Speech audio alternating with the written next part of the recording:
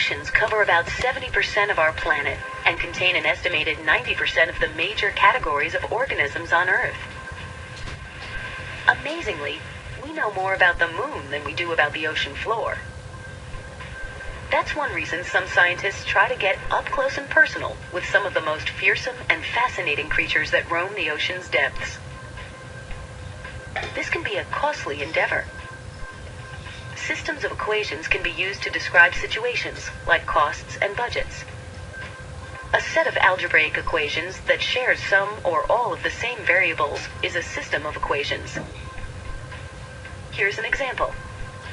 Suppose this diver is trying to remember how he planned to spend $500 on a marine diving expedition, split between X, the cost of the equipment rental, and Y, the cost of the boat charter to the dive location. The sum is $500. The cost of the equipment rental for one day is $25 more than the cost of the charter boat. These two equations form a system of equations that share the same variables. The system can help determine what the costs were.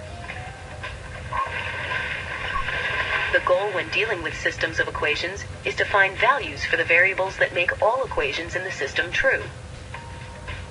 Various methods can be used to solve systems of equations, including graphing, substitution, and matrices. Any of these could lead to the solution that the diver spent $237.50 on the cost of the charter boat and $262.50 on the equipment rental.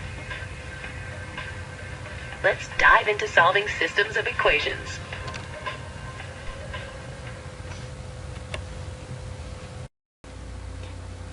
Hey, alright, now that we know the meaning of substitute, we want to apply this to our systems of equations we talked about with the diver here. So what does it mean to substitute? So in real life, what would it mean to substitute? After thinking a little bit, you're probably thinking to replace. Okay, so you want to replace something. This video is replacing the lecture we would have in class, whether you like that or not. So how does this apply to math? Well, in math, when we replace or substitute, we're saying that things must be completely equal. They have to be equal.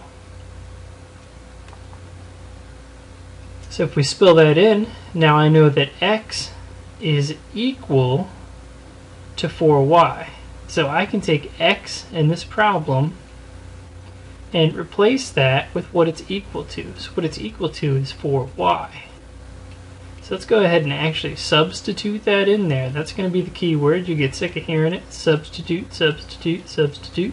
We'll put the rest of the equation as is and solve. So 4 times 4y is going to give us 16y minus 1y equals 75.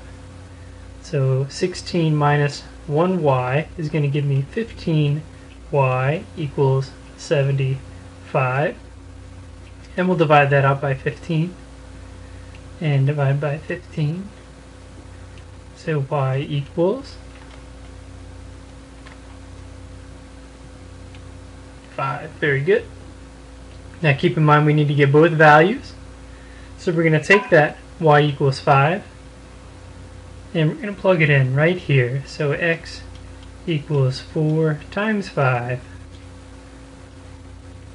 That's going to give us 20.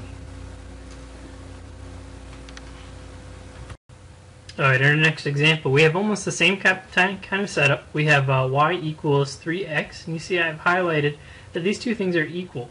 So when I look at y down here, y is the same as this y, which by rule is the same as 3x. So we're going to replace this y with 3x. So x plus 2 times 3x equals negative 21. You're going to see all the following work to find that x is equal to negative 3. We're going to take that negative 3 and plug it in. X is going to be substituted with negative 3. So we'll plug that in. So 3 times negative 3 is negative 9. And we can write our final answer as an ordered pair, negative 3, negative 9. Alright, now this is an interesting problem because what we can do is we can solve for x or y, and we want to solve for either one.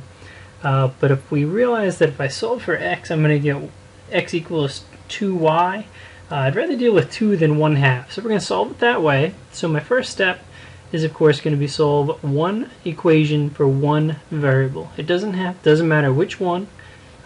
We'll get the same answer either way. We can just make it a little bit easier on ourselves if we can. Alright, once we do that, we're going to go ahead and start with our substitution. And we know that x is equal to 2y, so we're going to replace x with 2y. By filling in here, we have 7. In place of x, we're going to put in 2y. Plus 2y equals negative 8. So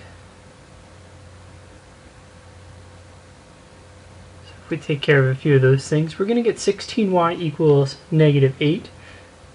14y and 2y, that's going to give us 16y equals negative 8, and divide by 16.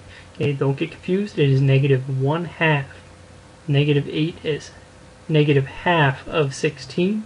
Then we still have to substitute that back in. So step 3 would be to solve. So we're going to continue those notes on the side. We're going to solve for that one variable, in this case the y. Step 4 is then to substitute again. That's what you see in the red.